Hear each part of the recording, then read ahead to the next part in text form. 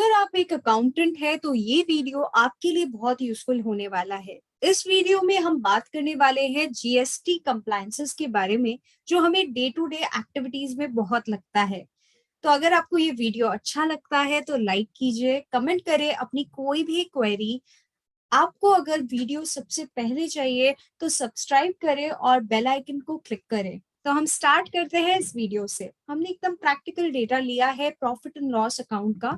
आप देख सकते हैं यहाँ पर ओपनिंग स्टॉक का डिटेल है, सेल, क्लोजिंग स्टॉक, परचेजेस और एक्सपेंसेस का डिटेल है। अब हम सबसे पहले स्टार्ट करेंगे सेल से। सेल में क्या क्या कंप्लायंसेस रिक्वायर्ड है जीएसटी में, वो हम देखेंगे। तो हम चलते हैं सेल की तरफ। तो मैंने लिख रखा है, जॉट डाउन कर रखा है कि क्या क्या कंप्लायंसेस आपको सेल में रिक्वायर्ड है। सबसे पहले correct use of tax ledger as output, IGST, CGST and SGST. अगर within the state sale हो रहा है तो आपको आउटपुट सीजीएसटी एसजीएसटी यूज करना है। तो आउटपुट जरूर यूज कीजिए, आपको सेट ऑफ में बहुत हेल्प करेगा। जब भी आप सेट ऑफ एंट्री पास करोगे तो ये आउटपुट आपको बहुत हेल्प करने वाला है।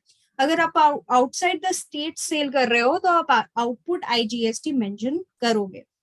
Correct use of tax classification, sale at the rate 5%, 12%, 18% और 28%। जब आप सेल की एंट्री करते हो तो आप जो है लेजर जो है ये यूज कर सकते हो। अगर आपका जीएसटी का रेट 5% है तो आप सेल एट द रेट 5% में उसकी एंट्री कर सकते हो। ऐसे करके बाइफरकेट करना जरूरी है। ई वेबल रिक्वायर्ड इफ एक्सीडेड लिमिट। अगर आपने ई वेबल प्रिपेयर किया है या नहीं किया है वो आप जरूर ध्यान से देखिए। अगर आप इंटर स्टेट सेल कर रहे हो, एक स्टेट से दूसरे स्टेट, तो 50,000 वैल्यू अगर एक्सीड करती है तो आपको ई वेबल रिक्वायर्ड है। विद इन द स्टेट अगर आप सेल कर रहे हो तो डिपेंड करता है आप कौन से स्टेट में हो। जैसे वेस्ट बंगाल में 1 लाख का लिमिट है, किसी स्टेट में 50,000 का भी हो सकता है। तो 1 लाख या 50,000 क्रॉस कर रहा है तो आपको ई वेबल रिक्वायर्ड है।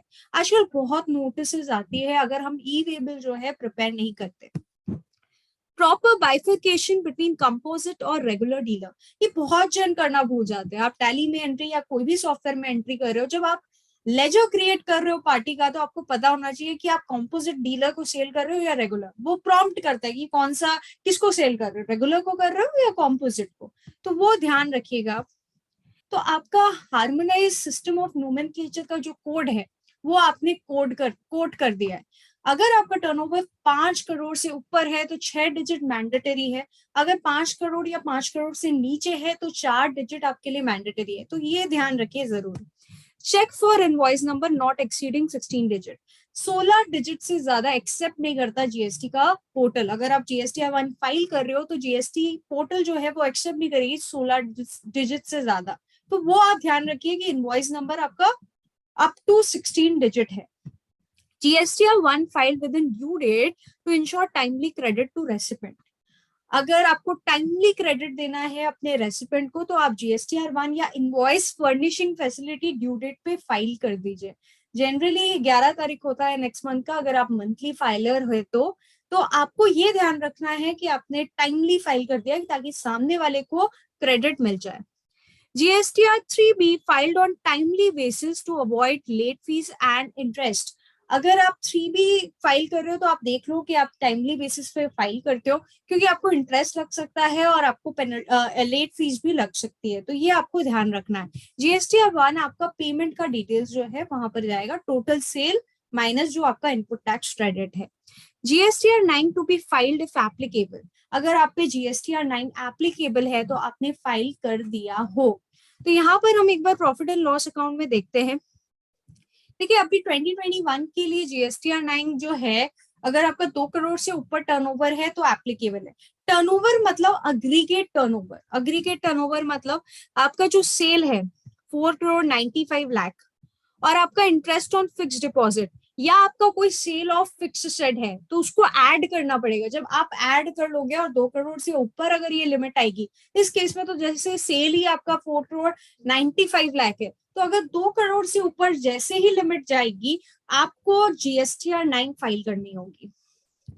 सेल के बारे में बात करते हैं। GSTR 9C to be filed if applicable. 9C अब सेल्फ सर्टिफाइड हो गया है तो काफी जन के लिए अपॉर्चुनिटीज बढ़ गई है, क्योंकि अब सीए का साइन का रिक्वायरमेंट नहीं है।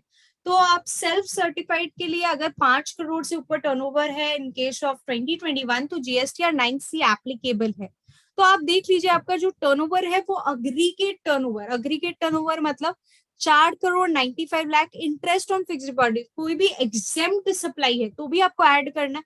और कोई भी अगर सेल ऑफ फिक्स सेट है, जैसे यहाँ पर profit on sale of fixed asset आ रहा है तो मतलब फिक्स सेट का सेल हुआ होगा, अगर वो 5 करोड़ से ऊपर एक्सीड कर रहा है तो मेरे को 9C करना जरूरी है। तो हमने सेल में देख लिया कि ये सारे रिक्वायरमेंट है। अगर आपको ये शीट चाहिए तो आपको कमेंट करना पड़ेगा और बताना पड़ेगा आपको ये वीडियो कैसा लगा। हम आगे चलते हैं परचेजेस में।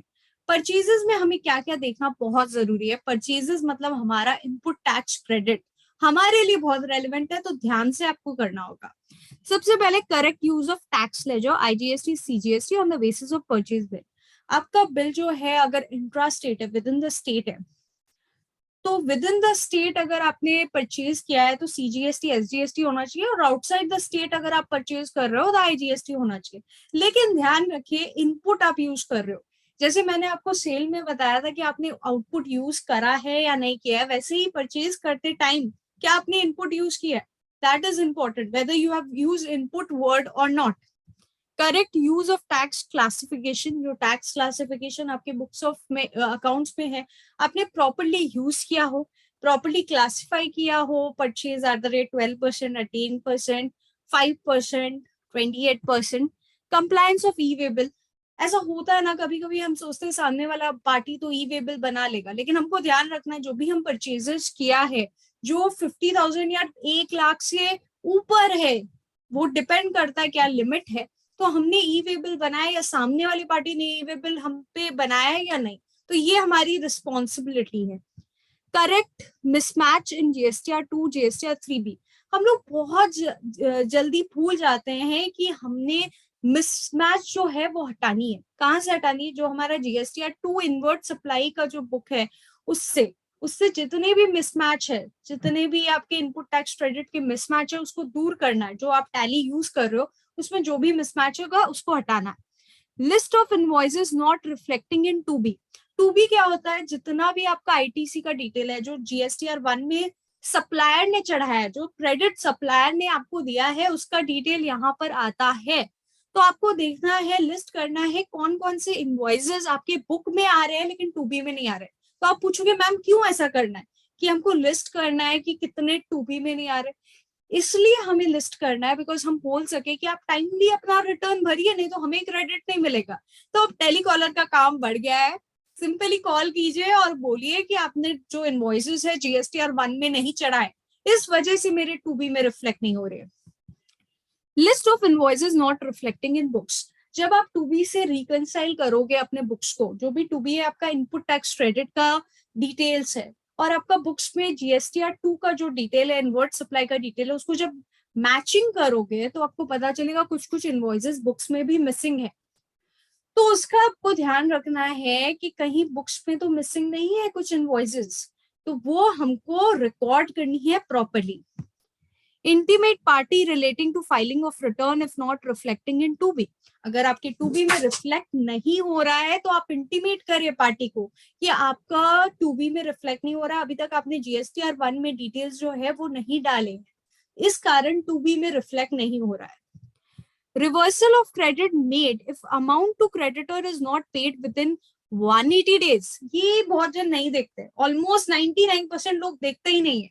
आप बैलेंस शीट में देखो, क्रेडिटर जो है, जो भी आपका आपने परचेज कर रखा है या एक्सपेंसेस रिलेटेड क्रेडिटर है जिसका आईटीसी आपने ले लिया है, क्या आपने उसे पेमेंट किया है, क्या आपने 180 डेज के अंदर उसको सारी ड्यूज क्लियर कर दिए। अगर क्लियर नहीं किए हैं तो आपका आईटीसी का रिवर्सल होगा, आईटीसी आपको रिवर्स करना पड़ेगा। तो ये आपको ध्यान रखना है, अगर आपने पेमेंट नहीं करा है तो आपको रिवर्स करना होगा। तो creditor ageing is a important aspect.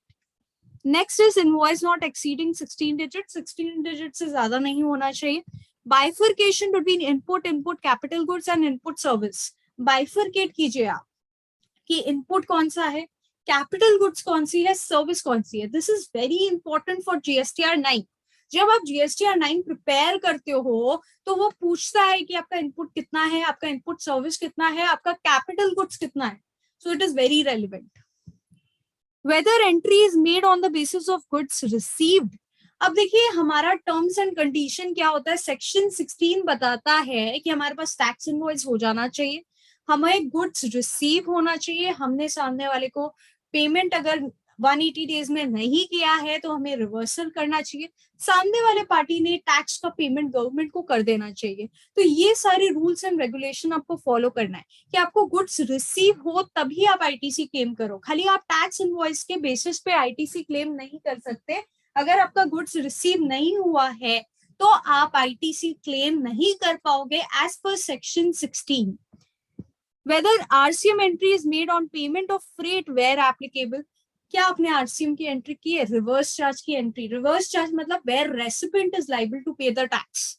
तो अगर आपका फ्रेट का कोई भी ट्रांसपोर्टेशन चार्जेस का खर्चा है तो आप देखिए क्या आप लायबल हो उससे पेमेंट करने के लिए. जो भी आप अगर लायबल हो फ्रेट को पेमेंट करने के लिए तो क्या आपने आरसीएम में गवर्नमेंट को पैसा दिया है? आरसीएम मतलब रिवर्स चार्ज में आपने पैसा दिया है गवर्नमेंट को. So that is also very important. इसके बारे में हम और डिटेल में चर्चा करने वाले हैं. तो ये सारी चीजें इन केस ऑफ परचेजेस आपको डे टू डे बेसिस पे देखनी होगी. अब हम बात करते हैं एक्सपेंसेस के बारे में. एक्सपेंसेस में क्या क्या चीजें हैं देखते हैं. Check for reverse charge entry. क्या आपने रिवर्स चार्ज की एंट्री प्रॉपर्ली की है जिसके लिए आप लाइबल हो? Check for block credit entry in the books of accounts. Books of accounts में जो ब्लॉक क्रेडिट की एंट्री है क्या आपने कर दी है? Check whether interest has been paid in case of late fees. Late fees के अगर आप पे कोई लेट फीस एप्लीकेबल है, जीएसटी में आपने लेट रिटर्न फाइल किया तो क्या आपने इंटरेस्ट का पेमेंट किया है? किस बेसिस पे होगा मैं बताऊंगी. Check whether expenses is not due more than 180 days if due reversal has been made. तो आपका 180 दिन के तक अगर कोई भी खर्चा उससे ज्यादा ड्यू है तो आपने आईटीसी का रिवर्सल कर दिया हो. अब हम प्रॉफिट एंड लॉस अकाउंट में थोड़ा देखते हैं कि हमारा ब्लॉक क्रेडिट और आरसीएम का क्या क्या खर्चा है. सबसे पहले रेंट. रेंट का बिल अगर आया तो वो बेसिकली रेंट पे आरसीएम एप्लीकेबल नहीं है, ना ही ब्लॉक क्रेडिट है. मतलब ब्लॉक क्रेडिट मतलब क्रेडिट नहीं मिलेगा ऐसा कुछ नहीं है. तो रेंट का खर्चा जो है उस केस में हमें देखना है क्या हमने आईटीसी लिया, हमारे पास टैक्स इनवॉइस है, हमें सर्विस भी रिसीव हो गया है, सामने वाले ने गवर्नमेंट को भी पेमेंट कर दिया है, तो हमने क्या उसका आईटीसी ले लिया है, देख लेना है. सैलरी शेड्यूल 3 आइटम, इसमें जीएसटी एप्लीकेबल नहीं है क्योंकि सप्लाई ही नहीं मानी जाती है. ठीक है, जो एम्प्लॉयर एम्प्लॉय रिलेशनशिप में हम पेमेंट करते हैं उसमें जीएसटी की कोई एप्लीकेबिलिटी नहीं होती है. अब हम बात करते हैं profit on sale of fixed asset. ये तो सभी भूल जाते हैं. क्या भूल जाते हैं कि यार हमने तो बेच दिया एसेट, उस पर आउटपुट टैक्स तो चुकाना है एज पर the relevant provision of the act. क्या आपने आउटपुट टैक्स चुकाया है? आपको पढ़ना पड़ेगा क्या प्रोविजन है एक्ट का, उस बेसिस पे आपको आउटपुट टैक्स जो है चुकाना पड़ेगा. अगर आपने आईटीसी लिया है फिक्स एसेट परचेज करते समय तो आपको आउटपुट टैक्स तो चुकाना होगा. तो ये ध्यान हमें रखना है कि whether I have paid the output tax और not. Next is very important, very very important, that is transportation charges. Transportation charges आपका हो गया फ्रेट. ठीक है, तो उस केस में आरसीएम एप्लीकेबल है. आरसीएम का मतलब reverse charge is applicable. Reverse charge मतलब रेसिपिएंट इज लायबल टू पे. अगर सामने वाले ने जो भी ट्रांसपोर्टर है आपका उसने आप पे जो है टैक्स चार्ज नहीं किया है, अगर आप जीएसटी में रजिस्टर्ड हो तो ऑब्वियसली आपको टैक्स पेमेंट करना पड़ेगा. कितने रेट से? 5% के रेट से आपको गवर्नमेंट को टैक्स पेमेंट करना पड़ेगा और उसका आईटीसी आप क्लेम कर सकते हो. तो ये ध्यान जरूर रखिए कि आपने टैक्स पेमेंट करा है या नहीं किया. Next is sitting fees. ये क्या होता है मैम? ये सिटिंग फीस, अगर आप कोई कंपनी में काम कर रहे हो और डायरेक्टर को बोर्ड मीटिंग में बैठने के लिए पैसा मिला है, सिटिंग फीस मिली है बोर्ड मीटिंग में बैठने के लिए, बोर्ड मीटिंग होती है डायरेक्टर की, तो उस केस में कंपनी को आरसीएम में पे करना है, रिवर्स चार्ज में. मतलब कंपनी को पे करना है टैक्स. ठीक है, जीएसटी का. कंपनी तो रेसिपिएंट है, वो किसका सर्विस ले रही है? डायरेक्टर का सर्विस ले रही है. स्टिल उसको टैक्स पेमेंट करना है, राइट? तो आरसीएम में इसकी पेमेंट हुई है या नहीं हुई है हमें देखना है. Next is professional service. Professional service में बहुत कुछ आ सकता है, जैसे आपके ऑडिटर ने आपको कोई भी सर्विसेज दी है, इंटरनल ऑडिटर, या कोई लॉयर का तो सर्विस नहीं है। देखिए लॉयर जो है लीगल सर्विस, उस पर आरसीएम एप्लीकेबल है, तो हमें ध्यान से स्टडी करना है क्या लॉयर से कोई सर्विस मिल रही है। अगर लॉयर से हमें कोई सर्विस मिल रही है तो हमें रिवर्स चार्ज में पेमेंट करना पड़ेगा। रिवर्स चार्ज मतलब recipient will be paying the tax. Next is travelling expenses. Travelling expenses आपको ध्यान से देखना है। अगर कोई रेंट अ कैब का सर्विस है, आपने रेंट करा है कैब को, तो उसके इसमें ब्लॉक क्रेडिट है, आपको क्रेडिट नहीं मिलेगा। तो वो ध्यान से देखना है कहीं आपने क्रेडिट तो नहीं ले लिया, तो वो ध्यान से देखिए। और रेंटिंग ऑफ मोटर व्हीकल में आरसीएम एप्लीकेबल है, रिवर्स चार्ज, वो आप देखिएगा कि क्या प्रोविजन है आरसीएम का जो मेरे पे एप्लीकेबल है। लेट फीस, अब देखिए बहुत जन ऐसा करता है और जीएसटी डिपार्टमेंट तो पूछता ही है कि आपने लेट फीस तो पेमेंट कर दी लेकिन आपने इंटरेस्ट ही नहीं पेमेंट करा। लेट फीस जो है आपका डिपेंड करता है कि आपका निल रिटर्न है या नॉर्मल रिटर्न है। नॉर्मल रिटर्न के केस में आपका लेट फीस 25 पर डे पर एक्ट है, मतलब 50 पर डे है। तो उस केस में आपने इंटरेस्ट की पेमेंट करी या नहीं। इंटरेस्ट कब करना है आपको पेमेंट? सपोज आप सोचिए आपका आउटपुट टैक्स जो है, आउटपुट टैक्स आपका 100 रुपया है और टोटल आईटीसी अभी तक आपके पास 70 रुपया पड़ा है, तो 30 रुपया आपको कैश में पेमेंट करना है। 30 rupees you are required to pay in cash. तो ये 30 रुपया पे आपको इंटरेस्ट पेमेंट करना पड़ेगा 18% पर एनम के हिसाब से। जो जितना आप कैश में पेमेंट कर रहे हो उतना आपको उसके ऊपर 18% पर एनम के हिसाब से इंटरेस्ट देना पड़ेगा। अब हम बात करते हैं सिक्योरिटी सर्विसेज के बारे में। सिक्योरिटी सर्विसेज में भी आरसीएम एप्लीकेबल है। अगर सामने वाला जो भी सप्लायर है वो कंपनी या बॉडी कॉर्पोरेट नहीं है तो रेसिपिएंट को पे करना है। अगर रेसिपिएंट रजिस्टर्ड है तो रिवर्स चार्ज में रेसिपिएंट को पे करना पड़ेगा। तो ये हमें ध्यान रखना है। अब बात करते हैं इंश्योरेंस। इंश्योरेंस हमारा, अगर हम गाड़ी का इंश्योरेंस करवाते हैं तो उसमें ब्लॉक क्रेडिट का खर्चा है, मतलब ब्लॉक क्रेडिट मतलब क्रेडिट नहीं मिलेगा। अगर आप गोडाउन का इंश्योरेंस करा रहे हो, हाँ क्रेडिट मिल जाएगा। अगर आप हेल्थ का इंश्योरेंस करा रहे हो तो आपको क्रेडिट नहीं मिलेगा। तो आपको देखना है कि यार इंश्योरेंस का खर्चा किस चीज का है, क्या ब्लॉक तो नहीं है सेक्शन 17 सब सेक्शन 5 में। ब्लॉक मतलब नहीं मिलेगा आईटीसी, तो ऐसा तो नहीं है। अब बात करते हैं रिपेयर एंड मेंटेनेंस का। रिपेयर एंड मेंटेनेंस का आपका जो खर्चा है वो नॉर्मल आपके प्लांट एंड मशीनरी का, फर्नीचर का भी हो सकता है, या हो सकता है वो रिपेयर एंड मेंटेनेंस का खर्चा जो है वो आपके कार का है। तो कार का तो आईटीसी मिलता ही नहीं है अगर वो सिटिंग कैपेसिटी 13% से कम हो, तो सब्जेक्ट टू सर्टेन कंडीशन। तो अगर आप रिपेयर एंड मेंटेनेंस आपकी कार का है तो आपको आईटीसी नहीं मिलेगा। तो ये आपको ध्यान रखना है कि कहाँ क्या चीज का रिपेयर एंड मेंटेनेंस का खर्चा है। स्टॉक डिस्ट्रॉय हो गया मतलब आउटपुट पे टैक्स नहीं लगा, स्टॉक डिस्ट्रॉय हो गया तो आपको आईटीसी जो है वो ब्लॉक्ड हो जाएगा, आईटीसी इनएलिजिबल हो जाएगा। तो आपको ये देखना है कि कहीं कोई स्टॉक डिस्ट्रॉय तो नहीं हो गया, गिफ्ट की तरह तो मैंने नहीं दे दिया, या राइट ऑफ तो नहीं कर लिया बुक्स में, तो उसमें मुझे क्रेडिट नहीं मिलेगा। ये ध्यान रखना है। अब बात करते हैं मिसलेनियस एक्सपेंसेस। ये भी यार थोड़ा ध्यान से देखो। मिसलेनियस एक्सपेंसेस का मतलब होता है कि हो सकता है कोई आपका फूड एंड बेवरेजेस का खर्चा, हो सकता है कि कंपनी ने पार्टी दिया, नॉर्मल पिज्जा पार्टी दिया, तो pizza is not eligible for credit, आपको क्रेडिट नहीं मिल सकता फूड एंड बेवरेजेस का। तो ये आपको ध्यान रखना कि फूड एंड बेवरेजेस का तो खर्चा नहीं है, कहीं केटरिंग का तो खर्चा नहीं है, कहीं कोई पर्सनल खर्चा नहीं है डायरेक्टर का जो यहाँ हम रिकॉर्ड करके बैठे हैं, तो ये सारी चीजों में आपको क्रेडिट नहीं मिलेगा। तो ये ध्यान रखना हमारे लिए बहुत जरूरी है। अब बात करते हैं at the end of the month हमें करना क्या है। हमें करना, देखिए मैंने बोला था कि आपको आउटपुट जो है जब आप सेल कर रहे हो तो आउटपुट सीजीएसटी एसजीएसटी, और जब आप परचेज कर रहे हो तो इनपुट सीजीएसटी एसजीएसटी आईजीएसटी ऐसे करना है।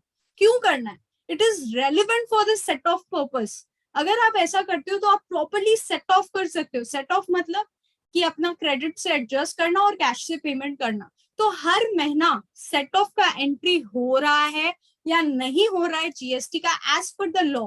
लॉ क्या बोलता है? उसके हिसाब से अगर आपको पता नहीं है कि सेट ऑफ की एंट्री कैसे होती है, सेट ऑफ क्या होता है, तो आप मेरे वीडियो को देख सकते हैं जो डिस्क्रिप्शन लिंक में दिया गया है। और अगर आपको पता नहीं ब्लॉक क्रेडिट क्या होता है, तो उसका भी वीडियो हमारे डिस्क्रिप्शन लिंक में दिया गया है। तो ये सारी चीजें हमें देखनी होगी एज एन अकाउंटेंट। अगर अच्छा अकाउंटेंट बनना है, अपने सैलरी को इंक्रीज कराना है, तो ये सारी चीजें तो देखनी होगी। सो गाइज, होप मैंने इस वीडियो में काफी कुछ क्लियर करने का कोशिश किया है। एक थॉट तो आपके दिमाग में डाला है कि यार ये खर्चा आया तो स्ट्राइक तो करना चाहिए, दिमाग में एक बत्ती तो जलनी चाहिए कि ये खर्चा आया है तो ब्लॉक क्रेडिट भी हो सकता है, आरसीएम भी हो सकता है, या उसका क्रेडिट मिलेगा या नहीं मिलेगा, मैं देख लूं क्या सेक्शन 16 फॉलो हो रहा है या नहीं हो रहा है। ये सारी चीजें हमें देखनी है, तभी हम आगे बढ़ पाएंगे। Thank you so much guys, hope ये वीडियो आपके लिए बहुत यूजफुल था। अगर आपको ये वीडियो अच्छा लगा है तो जरूर लाइक कीजिए और कमेंट कीजिए आपको नेक्स्ट वीडियो कौन से टॉपिक पे चाहिए।